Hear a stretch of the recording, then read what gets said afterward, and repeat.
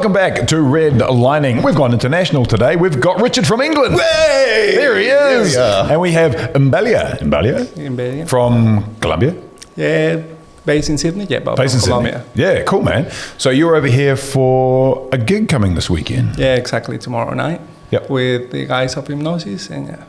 Sweet. And what type of music is it that you specialize in? Like, we know that this electronic music genre is vast. So what do you specialize in? Pretty much producing techno, big time techno, driving. That's my main focus at the moment.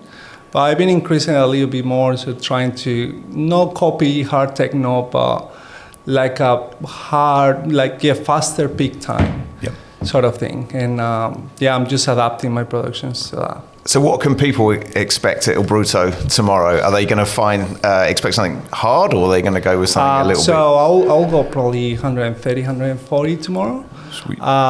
Which is not as hard as 150, 160, which is hard techno at the moment, but it'll be kind of groovy and very dancing and powerful. So I've been playing some of my tunes. Unfortunately, my good tunes are not that high pitch in terms of BPM. So if I go 150 with them, they're not going to sound that good. But pretty much it's going to be very, very, very, very nice tomorrow. Yeah, that sounds good. I had to listen to your SoundCloud earlier, and some of them, I really liked your music. It was awesome. But what I picked up on is there's a lot of melodic elements and kind of choral stuff. Lots of nice vocals in it. Is that something that you? Obviously, you like that sort of stuff. Where do you kind of find your inspiration? So, when it comes to production, it depends, mate. It could be feelings, it could be family.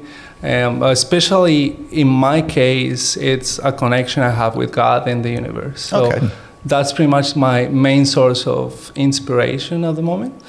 And my main focus is full melodic.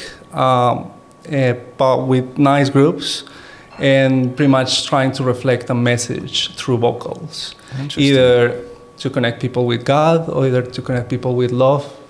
So if I'm in love with someone, I'll definitely reflect that through my music and pretty much with words in my tracks. That's an interesting juxtaposition with techno. Obviously, techno's usually seen as quite a harder style of music with not that many euphoric or melodic elements, although they are coming back into more peak time driving stuff.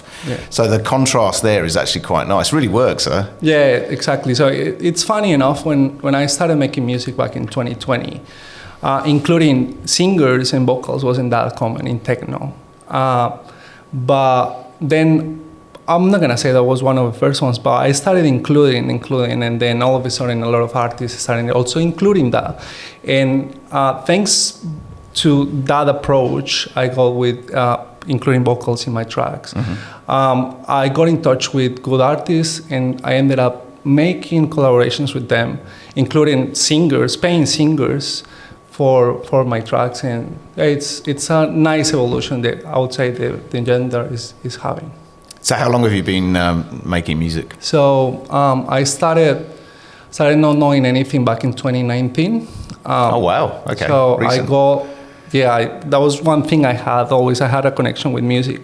I wanted to be a singer, but my mom and dad didn't approve it. So they said, no, you have to go to uni. What do you mean singer? But anyway, I had Can you sing? Back in the days, I could. Now I try, and actually, some of my tracks have vocals, and now From with the you? tools, Oh, now beautiful. with the tools of AI and all that, you can be a singer and change your pitch, change everything. So if there is a couple of my tracks that's got female vocals, but it's actually my voice. So I transform my voice and turn it into female because I think it's more appealing when I make music. Just put a female vocal, and that's it. I don't know what was the question. Sorry. Just about we digressed that one. It was just about when you started making music. Yes, I started back in 2019, not knowing anything. So were you in Sydney in 2019? I was in Sydney. So I got in Sydney in 2018. I always had the dream of having a studio. I was pretty much DJing. I started DJing back in 2016, 2015, something like that. And I wanted to kind of have my own music, but I couldn't do it back in Colombia. I was quite unaffordable. I couldn't afford just getting all the equipment and all that. So in Sydney, by being in Sydney, I started with Ableton. Well, that was one of the first things I got, not knowing anything, and YouTube was my best friend that time. So when COVID hit, I was pretty much producing. So as soon as I got Ableton, I remember I got my first track. My very first track, I still have it. Sounds horrible, but it was my first production. I got it within a week.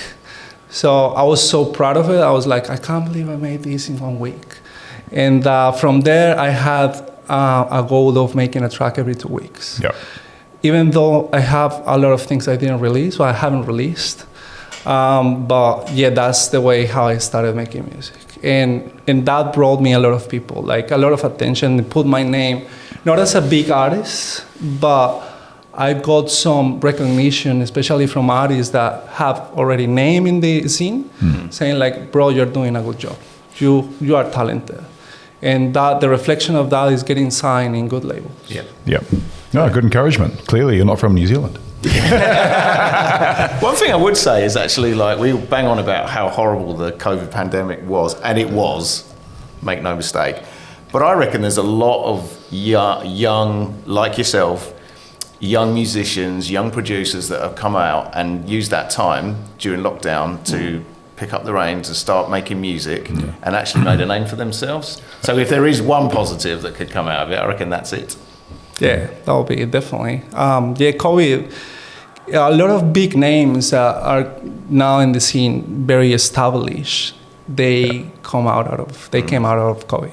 Yeah. Like Space 92, he is pretty much the best seller at the moment, and he came out of COVID. Although that guy has been trying for years, I know, but that was one of his tracks was amazing, and that's it. He started from there. There's another guy who puts trancey riffs in his techno, Yeah. like big pounding bass drum with trancey riffs. There's like a crossover to trance at the moment with techno, with driving techno, I think. Yeah. Yeah. I was going to say, when you're performing live, when you're like you are at Alberta this weekend, what percentage of the music is all yours, or is it all yours? At the moment, I'm not gonna play all my music. I would say probably 40% of it will be my music, or 50%. I could actually make a whole set of my music. I have a lot of tracks at the moment. I don't know how many I have, but I have a timeline, not a timeline, but I want to release music every month, at least 1 or 2 tracks.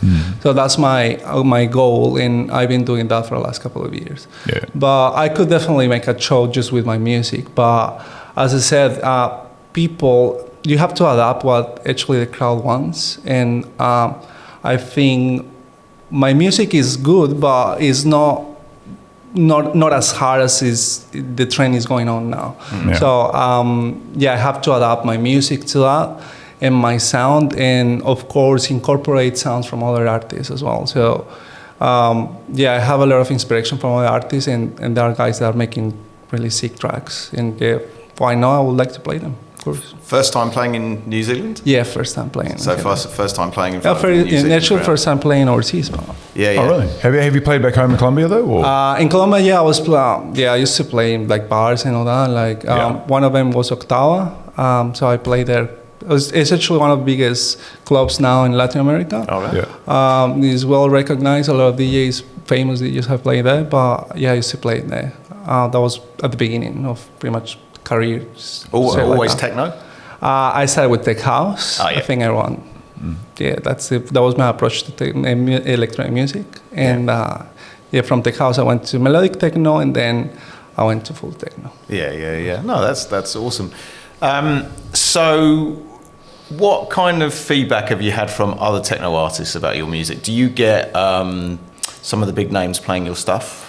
I would say yes. Well, you can never track everything, but good artists such as Andrea Signore, some other guys, Spartak, have played also my music. But I've received really good comments from DJs. Baco as well, he plays some of my tracks. He was in Sydney last year. But I've received really good feedback for what I'm doing. So it actually makes me very proud because I didn't study this. So I'm pretty much self-taught. So basically, no musical background whatsoever? No. Oh, I taught myself how to play the guitar. Oh, yeah. And I like to teach myself to do things, a lot of things. So if I want to do something, I just put it on the table and I achieve it. Well, that's cool. And that's one thing I like about me. I don't know if it's a talent or what, but... Well, I think if you've got the drive to do it, Yeah, you exactly. can achieve whatever you want. Yeah. I firmly believe that. Yeah, you know? it's the passion. I would say I get a lot of guys asking me, how do you start? Like, how do you do it? Is there any book I can read? You know, that I always say the thing is practice, and always invest. Because this, if you want to take it as a hobby, I would say the music production is a very expensive hobby. Yeah. Because everything is so expensive. Yeah. So if you have good tools to make music, the final product will be good. Yep. And I always said that. So I've invested a lot of money in this hobby, and actually I took it. The approach I have with music is being actually very professional. Yep. So even though I don't tour, I would like to tour later on, but it's not giving me a ton of money. But Yeah. I love it. It's the craft of it. It's the passion I have for music, and that makes it very special for me. That's right. How do you find the cultural differences between Latin America and Aussie and New Zealand? The party atmosphere, the vibe.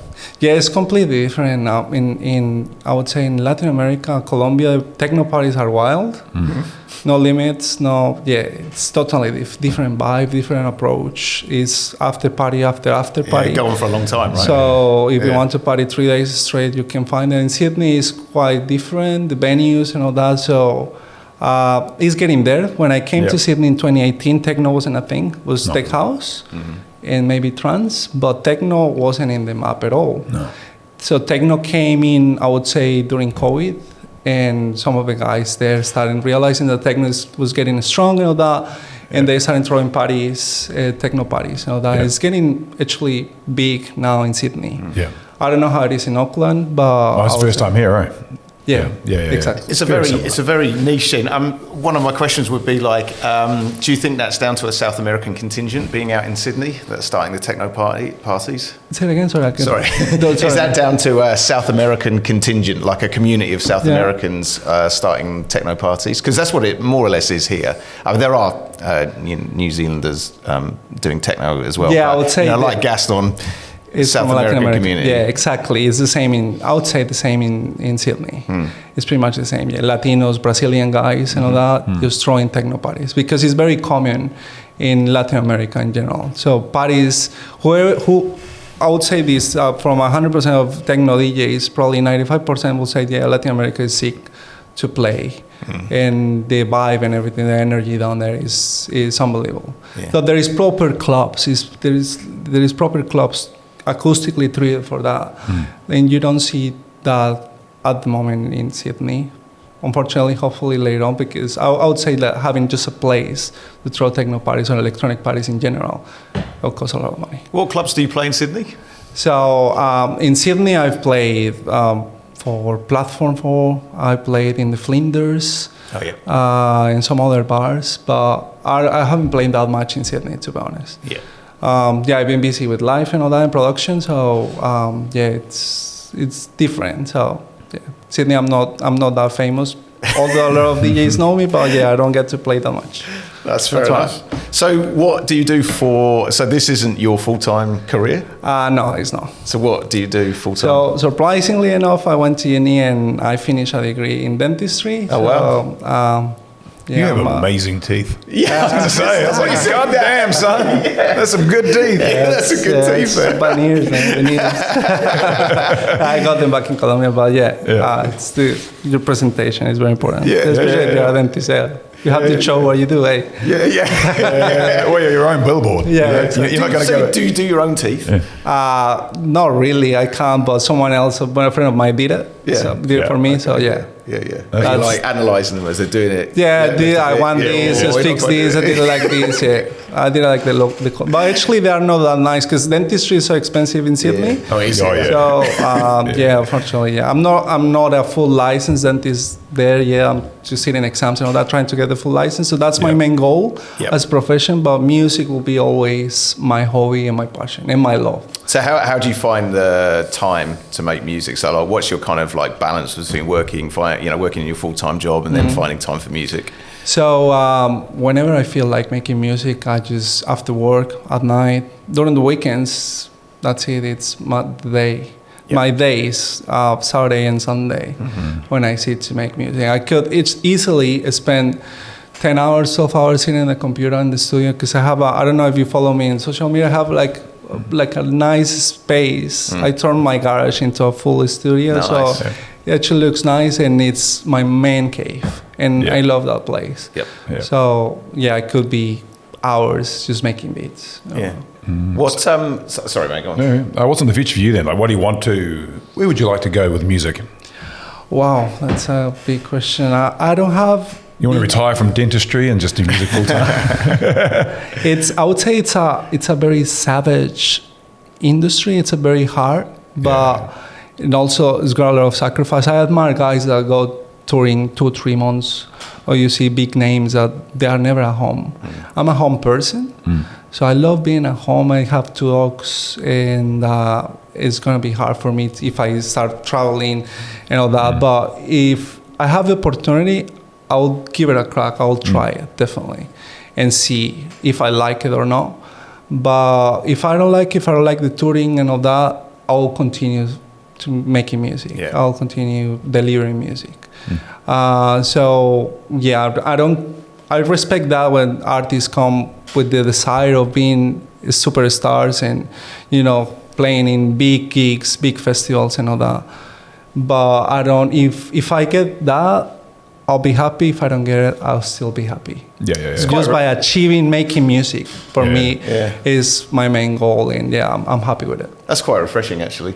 I think having someone who's a genuine musician who just has this passion for making music. It's not about. You get a lot of people who make music and probably aren't very good at it, but all they really want to do is stand in front of a crowd with their arms out. Exactly. Look at me. But for you, it must be awesome, like having other people maybe play your music sometimes. It feels amazing. Believe me, when this Andreas Ignorek, I have a collaboration with him, and I sent him a track for feedback. He said, "Bro, this is sick. I want to sign it in my label." And I was like, "Are you kidding me?" So it's a really nice feeling, receiving things like that. I haven't tried like massive artists because they receive a ton of, I would say, demos and all that. But later on, I'll give it a crack. You never know. But yeah. So when you play your own music out, obviously it must be extra special when you get like a really good reaction from the crowd. Do you actually like when you put on a tune that maybe you haven't played out before that you've created? Do you look into the crowd just to gauge a reaction? Yeah, definitely. Yeah, definitely. Of course, if the beat is hard and people like it, you'll feel it in their face and the way they dance and all that, and the way they ask for more. Yeah. So I have other artists that have played my tracks in, especially one guy from Spain, Groove and Jazz. He's played my tracks in big clubs in Europe and all that, and he said, "Bro, your tracks always kill it. Always kill it. It's amazing. The crowd gets hyped." And they fly, and it's beautiful, bro, what you do. And it's very satisfying for me, and I love it. That's great. It's really good. It's quite, like I say, quite refreshing to just to hear someone with that passion for music over everything. So where's some of the other inspirations? Well, you mentioned God. What other inspirations do you have? Other DJs, other music? Artists, of course. There's heaps of artists. The approach I have with my tracks is a cinematic approach. So I like to use strings, brass, and all these type of instruments that you will find in a film score. And I'm trying to incorporate that into my productions, and it makes it gives a little bit of like a touch, special touch, something different from other artists. And I have a lot of inspiration from Space 92, big names, Joy Hauser, like there is heaps of them. Groove and Jazz is one of them as well from Spain. He's not a big artist, but such an amazing guy making music. And like when you recognize that and you admire that person just by listening to their music. Yeah. Do you, because you sort of have that kind of inspiration from films, is making a movie score something that would be down the track? Wow, that be of would interest be, to you? yeah, actually there is one guy in Sydney. He is he's Lebanese background, but he makes movies, like it's small short films and all that. Yeah. And he said, bro, I need to make something for this. Can you show me? And I said, well, I have a couple of tracks that sound a little bit cinematic. It's got a lot of brasses, strings, hits, witches, and all these kind of elements we use in a film score. He heard that, he listened to that music, to that track, and he said, bro, I'll hit you up when he's working on something, a movie or something like that. Nice. And I'd like you to make a trailer for this. And I'll be like, yeah, I'm down on it. And it's a very hard, interesting industry, but I would love to do it. Why not? Yeah. There is one guy, Tommy Prophet. I don't know if you know about him, but he's from America. He's been in so many movies, mate. And he said that the way he started was he went to a camp, was making music, and that door opened a little bit. He cracked it in, and he went in. Nice. And now he's living from that music. He's actually a producer of NF. This rapper, and that guy is total inspiration of when it comes to music and film scores. Like, Cool. it's That's amazing. Do you master your own tracks? I tried, but I haven't studied that. I think you have to go to uni and become a sound engineer to do mastering and mix. So I do a roughly mix down. Yeah. With my queuing and all that, but I have a proper engineer that is called my tracks and does the mastering of that. And a different set of ears is good to have for your productions, I would say. Yeah. But if you study for it and you are very good at that, why not? But maybe later on I can take a course or something like that for mastering, and I'll try it and see. How much of a perfectionist are you when you sort of create a track? Are you one of these guys that sort of just carries on working on it until you're 100% right with it, or are you sort of someone, because we talk to some people who are like that, and there's some people who have like 3 or 4 tracks on the go and they kind of bounce between each one? No, if I start something, I finish it. Yep. If I have never left any project incomplete. Oh, well. So every single track I started, every single track I finish. He's a man of focus. I can't. If I don't like it, the way the track is evolving and the final result, I've done it before. I deleted the whole thing. Grab the whole thing. Wow. Eliminate it. That's it. Bye. I'll start from scratch again. But definitely, if I start a project, I'll finish it 100%. I don't leave tracks behind. If I find it very ugly, I won't release it. I have a lot of music that I haven't released, not because it's not nice, but I'm just not sure about it. Yeah. So. Yeah.